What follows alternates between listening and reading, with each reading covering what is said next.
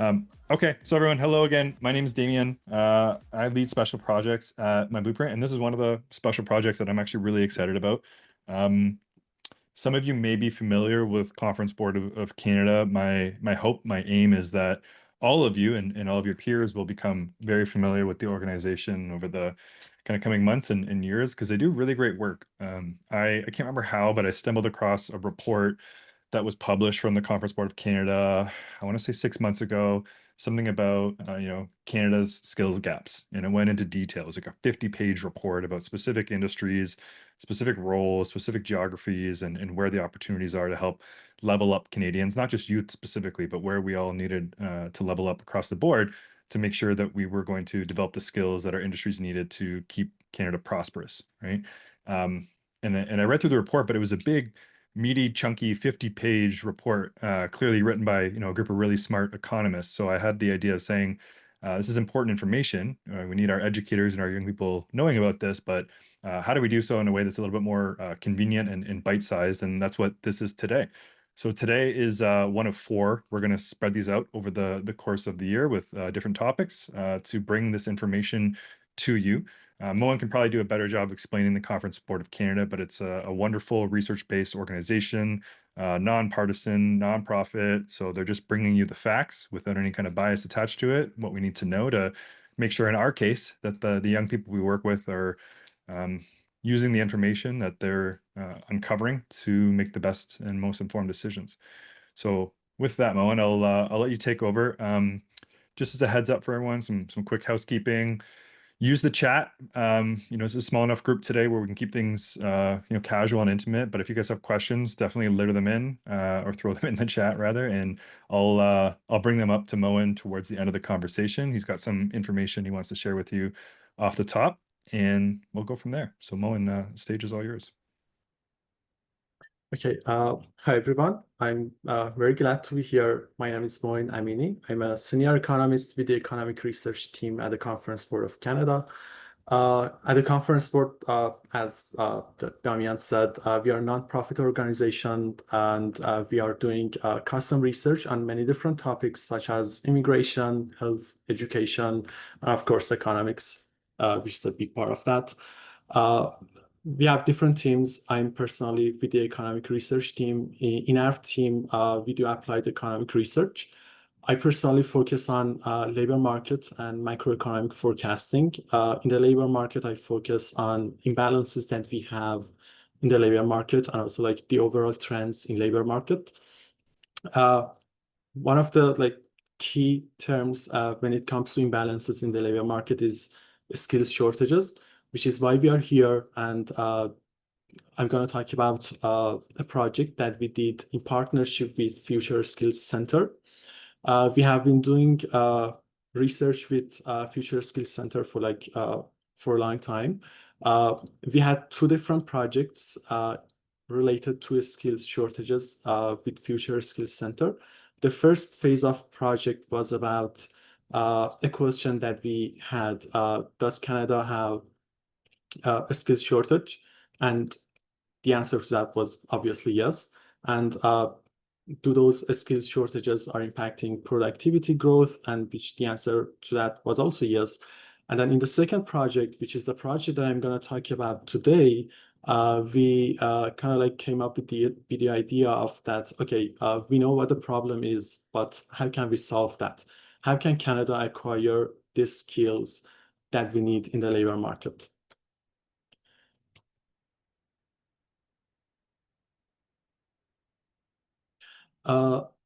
We found that Canada needs at least 64,000 more higher skilled workers. When we talk about higher skilled workers, we are referencing workers who have either beyond high school education or have at least years of experience in what they are doing. The lack of these workers cost the economy about $5.8 billion in 2024, which is quite a large number. We looked at the educational requirements for these shortages, and we realized that about 80% of these unfilled positions require post-secondary training. once we look at the census data for workers who are currently employed in the labor market, we see that that share is about 57%. So what we need in order to solve the persistent shortages that we have in the economy is formal post-secondary education much more than the average of what we already have in the economy, which was 57%. But the thing is that it's not just about university degrees. Once we looked at these post-secondary training requirements, we realized that 1/3 of them require university qualifications like bachelor or master's doctorate. And 2/3 of them actually like they require non-university credentials such as college and trades. So this is a very important takeaway from this, that what we need is not just university degrees. We also need more college and trade certifications. Because like when it comes to policy makers, they always focus on university degrees, and they think that once we have more university graduates, then the problem of shortages would be solved, but that is not the case. What we did, we kind of grouped all the occupations that we have in the economy into 8 clusters of occupations based on their skill profiles. So we came up with the skills that each occupation needs, and then after that, we grouped them. And we realized that 4 of these occupational groups, they are facing shortages. These are engineers, like civil engineers, mechanical engineers, technical occupations, mostly in healthcare, like radiologists, radiologists, or maybe technical occupations in dental. We also realize that like some higher school services are facing shortages, such as nurses and educators, and also higher skilled goods, which are basically skilled trades. But the thing is that once we look at the historical data and compare it to what we have at the moment, we realize that these shortages were there even before the COVID-19 pandemic. We all know that the COVID situation kind of like exacerbated the skills shortages that we had, but these shortages have been persistent before and after the pandemic. So this is signaling us that this is a structural problem. It's not just a COVID hangover. We use job vacancy rate as a measure of shortages in the economy. What you can see in this chart is the job vacancy rate from 2015 to 2024. The darker blue line is the average vacancy rate that we had between 2015 to 2017, which we define it as a normal situation in the economy. So the thing is that we always have some level of vacancies in the economy because of matching inefficiency that we have. Because assume that you are posting a job position, and then it probably is going to take a while to find the right worker to come to work for you, because you're looking for the skills, you're looking for trainings that they have done, and also like the experience. And also like there is a chance that maybe the worker that you are interested in is not gonna accept your job. So there is always a matching inefficiency when it comes to labor market. And that's actually like the reason that we can never have zero unemployment rate. We always have some level of natural unemployment rate. But looking at the historical data, we kind of realized that like the period of time that we had kind of stable economic situation was 2015 to 2017. So we take it as normal. And then we compare the vacancy rates that we had in other times to this average. And then what we care about is the deviation from this average vacancy rate. If you look at the lighter blue line on this chart, you can see that right before the COVID-19 pandemic, this gap was kind of like profound. After the COVID-19 pandemic, the gap is exacerbating, and then like it's peaking in April 2022 by like 6% of vacancy rate. The situation is getting better after passing the COVID-19 pandemic, but still we are seeing some level of excess vacancies, which is signaling us that we might have shortages in the economy. So what we did is that we kind of decided to dig into that deeper. So we looked into different clusters of occupations, and we realized that for 4 of them, these shortages have been persistent before and after the COVID-19 pandemic. Uh, for engineers, technical occupations, mostly in healthcare, higher skill services such as educators and nurses, and also higher skill goods, which are skilled trades, we see that these excess vacancies were more than zero before the COVID-19 pandemic. After the COVID, like we are seeing a very large number for excess vacancies. For example, for higher skill goods or skilled trades is more than 3.5% of excess vacancy, which is the deviation between the vacancy rate from that period of time and the normal that we define, which is the average between 2015 to 2017. The situation is getting better, but still we are seeing that we have positive excess vacancies by the end of 2024. And we also like updated the analysis recently as of 2025 quarter 2, and we still have those excess vacancies. So this is signaling us that we are having persistent shortages in the economy. So what does that mean?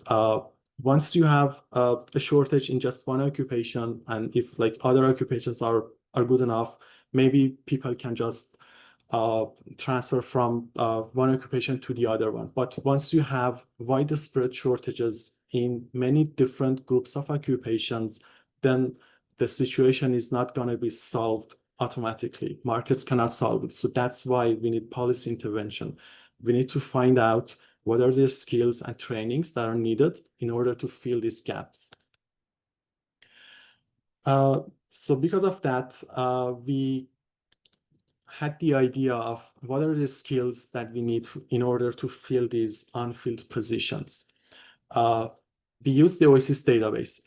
The OASIS database assigns a skill proficiency requirement for each occupation. We have like 33 skills in the OASIS database, which we kind of like, we can group them into 5 broad skill categories, which are foundational, like reading and writing, analytical skills like critical thinking, technical skills like tool selection, repairing, and some like skills that are technical, resource management, mostly management skills, and interpersonal skills like persuading, negotiation, and these are things that, you know, kind of related to communication. In the darker blue line, you can see the average skill requirement that we have in Canada. So this is for employment data. This is saying us that a person who is currently employed in Canada, what are the skill requirements that they have? What are the skills that they have like in each of these broad skill categories? And then we compared it to the unfilled positions. So what are the skills that we need in order to fill these shortages? And we realized that there is always a gap between the skill proficiency requirements for unfilled and filled positions. And as you can see, in all of the skill categories that we have, we need more than average skill proficiency. The gap is quite large in technical skills. Like the bars that you can see in light blue, this is the gap between the average skill requirement and the excess vacancies X skill requirement. The gap is larger in technical skills. So this is why we think that we need to develop technical skills for students and graduates who are coming into the labor market. So maybe the main key takeaway from this presentation is that we need to find a way to kind of help students, especially high school students, to develop these technical skills, which we are gonna like talk about it more at the end of the presentation. But so far, we know that we have had persistent shortages in some groups of occupations, We know that we need more than average skill proficiency in order to fill those shortages. And we know that technical skills are the most important skills that we need right now in Canada. But what about education? What are the education requirements that we have that we need in order to fill these shortages? We took a look into these 4 groups of occupations with shortages. And what we found is quite interesting because for example, for engineers, at least, like, if I'm not mistaken, at least 81%, uh, yeah, at least 81% of unfilled positions that we have in engineering occupations require at least a university bachelor degree. Uh, so it tells us that like in order to solve shortages for engineers, we need more graduate students with at least bachelor degree. For technical occupations, the story is kind of different. We need 70% of labor supply to have at least non-university certificates, and like 50% non-university trades and college. So this is telling us the importance of trades and college certificates. When it comes to technical occupations, it's not just about university degrees. The more important thing here is that we need more college and trades certifications. For higher skill goods, which are skilled trades, like same story, we need about 50% of like workers to have at least non-university trades degree. And obviously, when it comes to skilled trades, we don't need that many post-secondary students. For higher skill services, which are nurses and educators mostly, we need about 80% of them to have some level of post-secondary training. So 27% of them should be like non-university college. And then 3.8% of them trades, and then the rest of them should be like more than non-university college, with like university diploma, bachelor degree, or postgraduate studies. So the main key takeaway from this is that except engineers, for all other occupations that we have shortages in, we need more college and trades. In order to solve the shortages for engineers, because of like the highly technical and analytical roles that we have in this cluster, we need postgraduate studies. But for the rest of the shortages, we don't need that many university graduates. And now that we know that what are the educational requirements, we know that we need more technical skills. Now it's kind of like the time to get deeper into the occupations that are in shortage in each cluster of occupations. For engineers, the most shortages are in civil and mechanical engineering, physical science professionals, and like natural resources engineers. We used like the educational data that we had, graduates by SIP data. We did some kind of mapping, and we kind of came up with the major fields of study that we need more graduate students in those major fields of study in order to fill these shortages. And what are those programs? Civil engineering, mechanical engineering, general engineering, and also like geological and earth sciences. So if we have more additional graduates in these fields of study, we can kind of solve the shortages that we have in engineers occupation. We have the exact numbers, but I think it is out of the scope for this presentation. But if you are curious, you can reach out to me, or maybe I can point you to the report that we have in order to find out what are the exact number of additional graduates that we need for each of these fields of study. When it comes to technical occupations, as I said, the occupations with most shortages are mainly in healthcare. So we have technical occupations in therapy and assessment, medical technologists, and also like technical occupations in dental health. We also have some technical occupations in civil, mechanical, and industrial engineering. So these ones are kind of so these are like technicians and also like those skilled trades which are very related to engineering. In order to fill these gaps, we need more students in uh, practical nursing, vocational nursing, allied health diagnostic, dental support, and also like registered nursing, nursing administration, nursing research, and clinical nursing. For higher skill services, which were educators and nurses mainly, there are some occupations with the most shortages. So these are nursing and allied health professionals, some social workers and educators, and also therapy and assessment professionals. Uh, in order to fill these gaps, we need more graduates in registered nursing, human development, family studies, social work, education, like in general.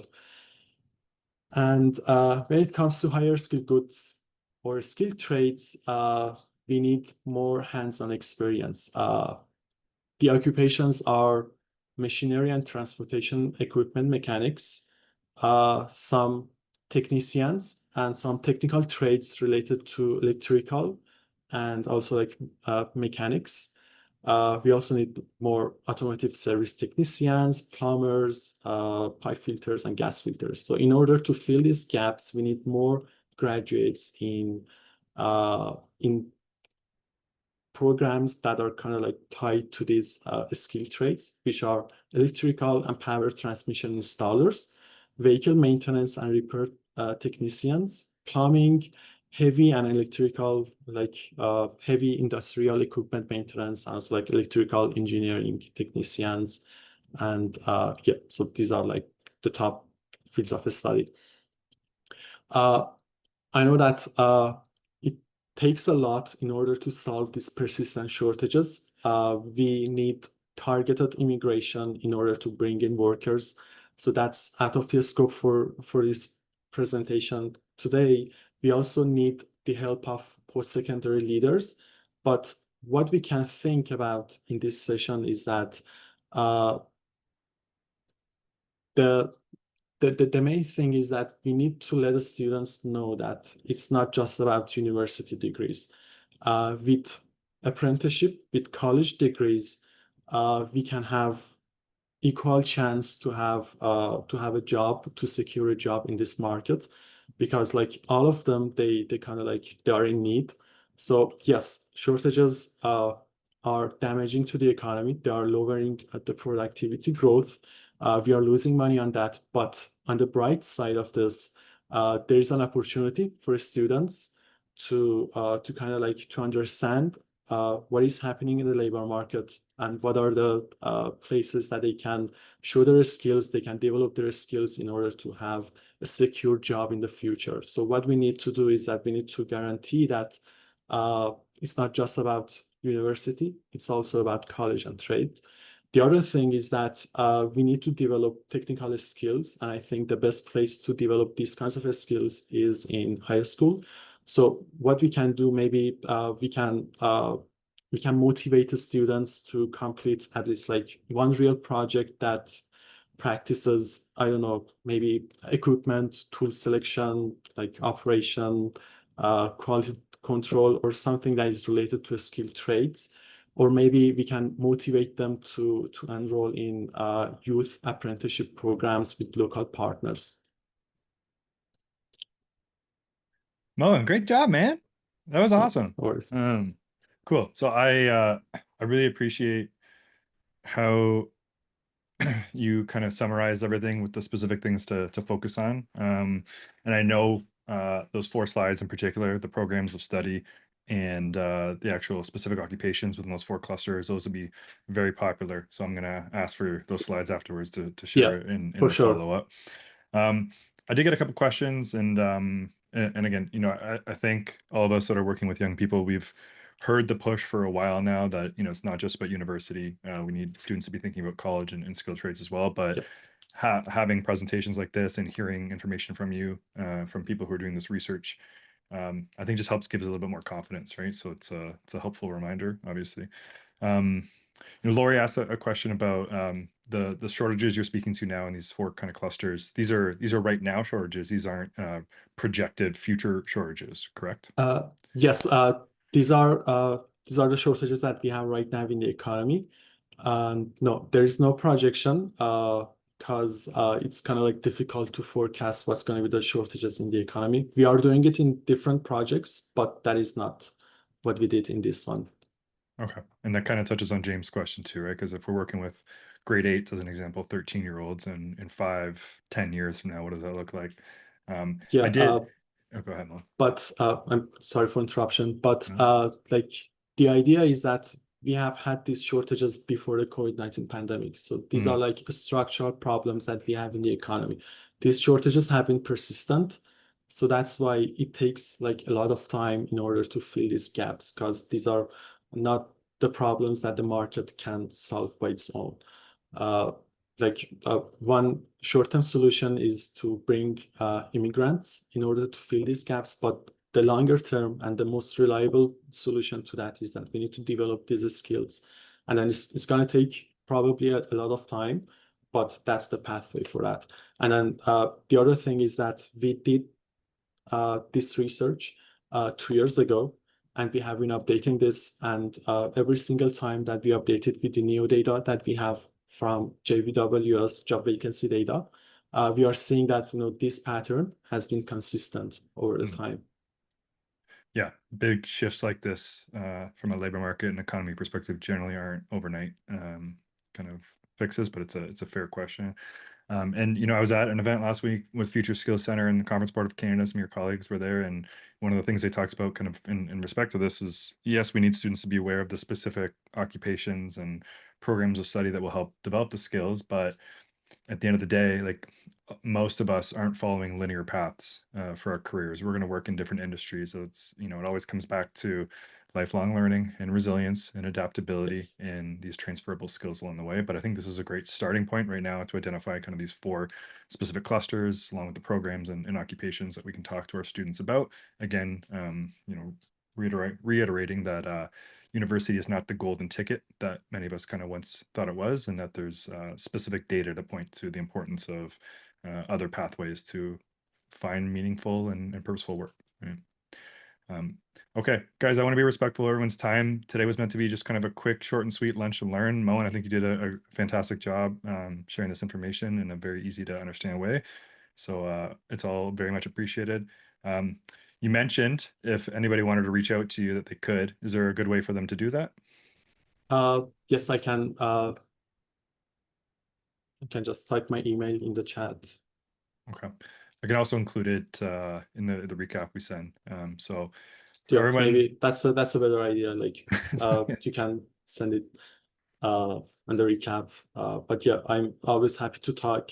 And then if you find the report interesting, and I can kind of like provide more insight, because we are doing other projects that are related to skills. We are forecasting a skills supply in mhm. another project. So yeah, like the team is working on skills and skills shortages. So we are always happy to talk about this. Yeah. Yeah, for those, I mean, Google Conference Board of Canada, guys, sign up to the newsletter. That's how I found out about some of the reports immediately. There's some very important information in there. And then one other just plug for my blueprint. We're talking a lot about engineering. If you guys haven't explored the industry immersion series yet, I just put the link in the chat. We'll include it in the recap as well for you guys. But this month activity is in collaboration with the mining industry, Mining Industry Human Resources Council of Canada. And there's a lot of engineering specific jobs in that industry that they need people to know about as well. So fun activity for your students to learn about those and potentially win some micro grants through that as well. So yeah, we'll share some more stuff in the recap, guys. Have a great lunch, have a great week, and hopefully we'll see you guys at the next one.